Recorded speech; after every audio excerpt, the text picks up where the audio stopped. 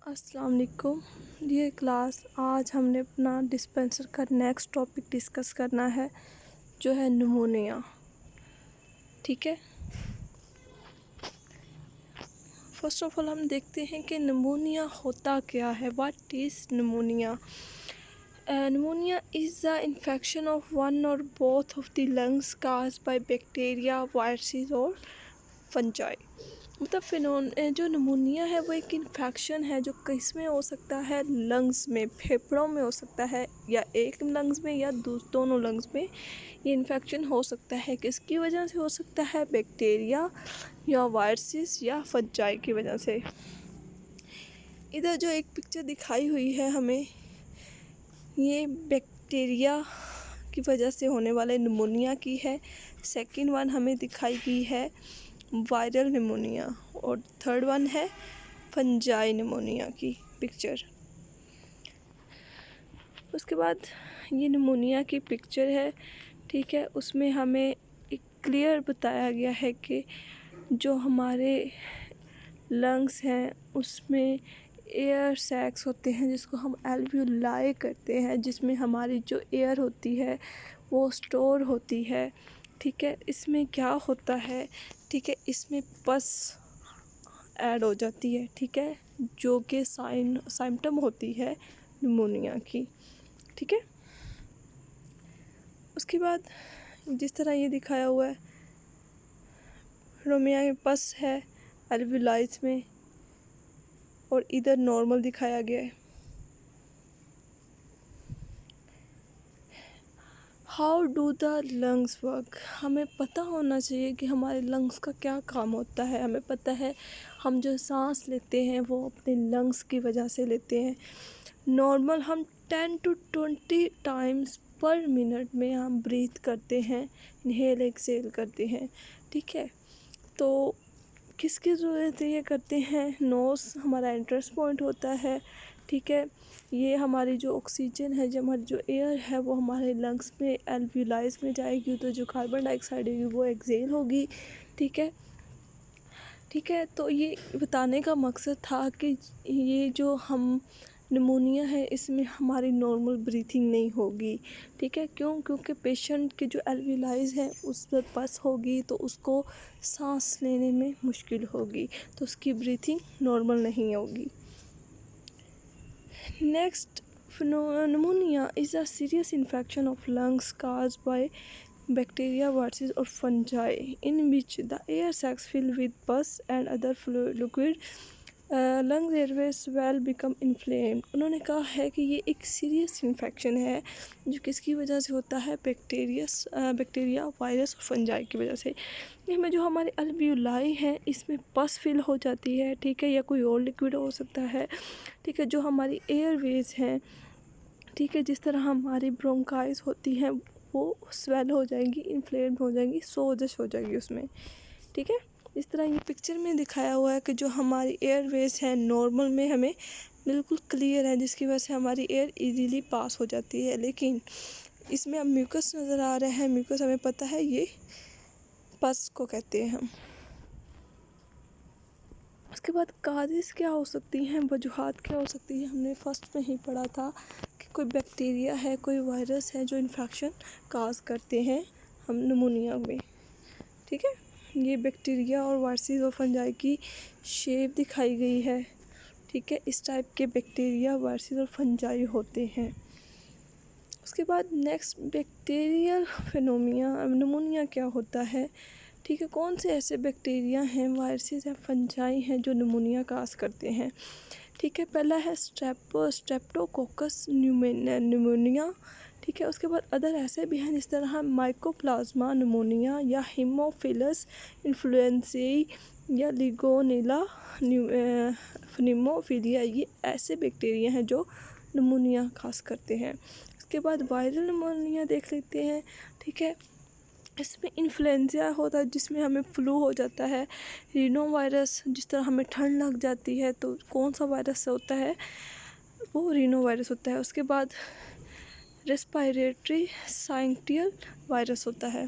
उसके बाद fungal pneumonia किस वजह से होता है, वो हमारी जो मिट्टी है उसमें डिफरेंट फंजाई पाए जाते हैं, या जिस तरह बर्ड्स होती हैं, ठीक है, उनके फुस्सा जात में भी फंजाई होती है, ठीक है, तो वो निमोनिया काज करते हैं। कौन कौन से हो सकते हैं, फ्लीमोसाइसिस्टाइटिस, गिरो गिरोवेसी, ठीक है, और है स्ट्रिप्टोकोकस स्पीशीज़, और है हिस्टोप्लाज्मोसिस स्पीशीज़। ये ऐसी फंजाई हैं जो निमोनिया काज करती हैं, लेकिन ये बहुत रेयर केस होता है।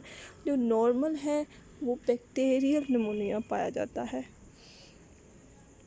क्या पढ़ते हैं, ट्रांसमिशन ऑफ निमोनिया किस तरह फैलता है, ठीक है। अब देखें, एक बंदे को निमोनिया है, उसको खांसी भी बहुत ज़्यादा होगी, ठीक है, वो जब कफ करेगा, ठीक है, जो उसके ड्रॉपलेट्स होंगे, अगर वो अगला बंदा है उसके सामने हेल्दी है, पर्सन खड़ा हुआ है, तो वो ड्रॉपलेट्स वो भी वजह बन रहे होंगे उसको निमोनिया बनाने में, ठीक है। उसके बाद उन्होंने कहा थ्रू द माउथ और आई, एक बंदा है उसको निमोनिया हुआ है, ठीक है, उसने अगर खांसी है उसको हो रही है, उसने हाथ रखा है अपने मुंह पर और उसने वो हाथ किसी ऐसी जगह लगाया है जहाँ किसी हेल्दी पर्सन ने हाथ लगा दिया, ठीक है, फिर वो अपने मुंह को या आँखों को हाथ लगाएगा तो इसके थ्रू भी निमोनिया ट्रांसफ़र होगी। उसके बाद है नेक्स्ट फंगल निमोनिया जो है वो कैसे डेवलप होगी, ठीक है, वो कैसे होगी, ठीक है, वो होगी कि जब माइक्रोस्कोपिक पार्टिकल्स होते हैं फंजाई के, जो हम इन्वायरमेंट में पाए जाते हैं, अगर हम उसको इनहेल कर लें,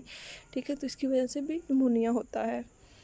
उसके बाद नेक्स्ट क्या क्या सिम्टम्स हो सकती हैं निमोनिया में, ठीक है, जिस तरह खांसी है उसमें म्यूकस हो, बलगम हो, उसके बाद बुखार हो, स्वेटिंग हो, पसीना आए, सांस लेने में मुश्किल हो, जिसे शॉर्टनेस ऑफ ब्रेथ कहते हैं, चेस्ट पेन हो, ठीक है, उसके बाद थका हुआ वो महसूस करे, उसके बाद लॉस ऑफ एपेटाइट का मतलब होता है उसे भूख नहीं लगती, नोज़िया और वोमिटिंग उसे उल्टी आएगी, और हेडेक उसे सर दर्द होगा। नेक्स्ट है अदर कौन सी ऐसी सिम्टम्स हैं जो एज पे वेरी करती हैं, ठीक है, जिस तरह चिल्ड्रन हैं 5 ईयर की एज में हैं, ठीक है, उनकी ब्रीथिंग बहुत फास्ट होगी, ठीक है, और उनकी ना आवाज़ें आ रही होती है, स्नीजिंग में है, ठीक है, वीजिंग में उसमें ना आवाज़ें आती है साउंड में, तो हमें पता चलेगा कि इस बच्चे को निमोनिया हुआ है। उसके बाद जो बिल्कुल छोटे बच्चे होते हैं appear to have no symptoms, उनकी कोई सिम्टम्स नहीं होती, but some time they may vomit, lack energy और हैव ट्रबल ड्रिंकिंग और ईटिंग। जो बच्चे होते हैं बिल्कुल छोटे बच्चे होते हैं 5 ईयर से कम होते हैं, उनकी कोई सिम्टम नहीं होती, लेकिन वो कभी कभी हम कोई खाना खाएं उसको खिलाएं तो वो उल्टी कर देते हैं, ठीक है, उसके बाद वो खाने में भी उनको मुश्किल होगी, ठीक है। उसके बाद ओल्डर एज में बहुत कम सिम्टम्स मिलती हैं जो अगर आपने आपको बताई हैं स्टार्ट में वो सिम्टम्स मिलेंगी।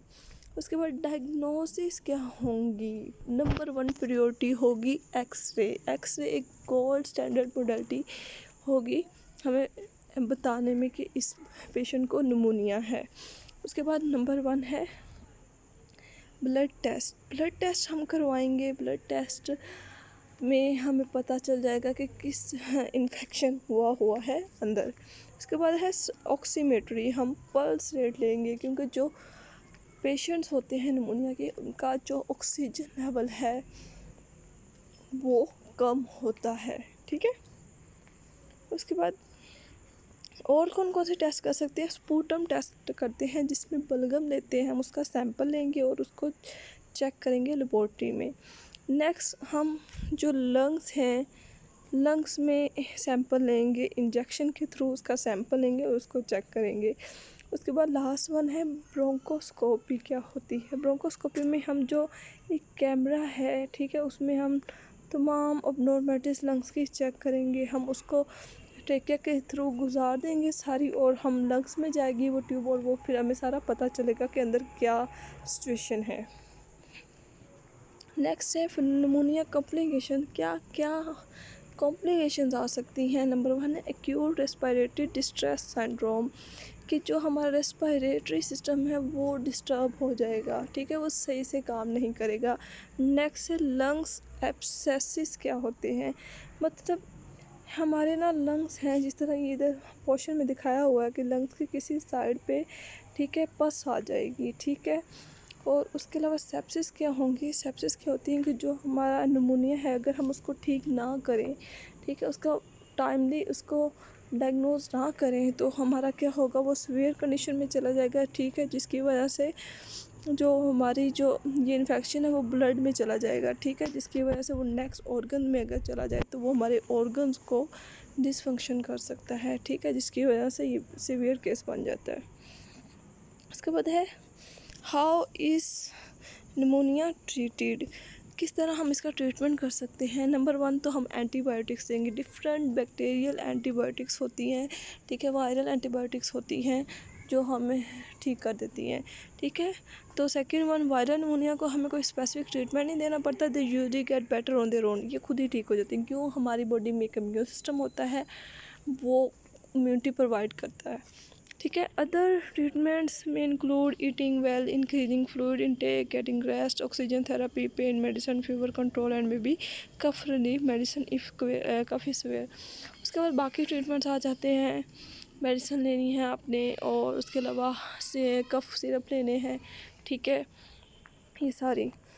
उसके बाद रिस्क फैक्टर्स क्या हो सकते हैं, ठीक है, उसमें क्या हो सकते हैं, infants from birth to 2 year old, जो बच्चे हैं न्यूली बॉर्न और 2 साल के बच्चों को ये ज़्यादा अफेक्ट करता है। उसके बाद people age 65 years and old, जिसकी एज 65 से ज़्यादा हो उनको ये इफेक्ट करते हैं। क्यों, उनमें इम्यून सिस्टम वीक होता है और बच्चों का भी इम्यून सिस्टम वीक होता है। उसके बाद मेडिकल, कुछ ऐसी मेडिकल कंडीशन भी हो सकती हैं जिसकी वजह से उन्हें निमोनिया हो सकता है। उसके बाद स्मोकिंग है, हमें पता है कि जो स्मोकिंग है सबसे ज़्यादा अफेक्ट हमारे लंग्स को करता है। उसके बाद नेक्स्ट है वीकेंड इम्यून सिस्टम, जिनका इम्यून सिस्टम वीक होगा। आगे है जिनको कोई रिसेंटली कोई रिस्पायरेटरी इन्फेक्शन हो, उनको भी निमोनिया हो सकता है। उसके बाद लास्ट वन है currently hospitalize person, particularly if they were are on ventilator, अगर कोई ऐसा इंसान जो वेंटिलेटर पे है, सीरियस कंडीशन में है, तो उसको भी निमोनिया हो सकता है। ओके, आज का हमारा टॉपिक कंप्लीट हुआ, नेक्स्ट हम फर्दर डिस्कस करेंगे। ओके, अल्लाह हाफिज़।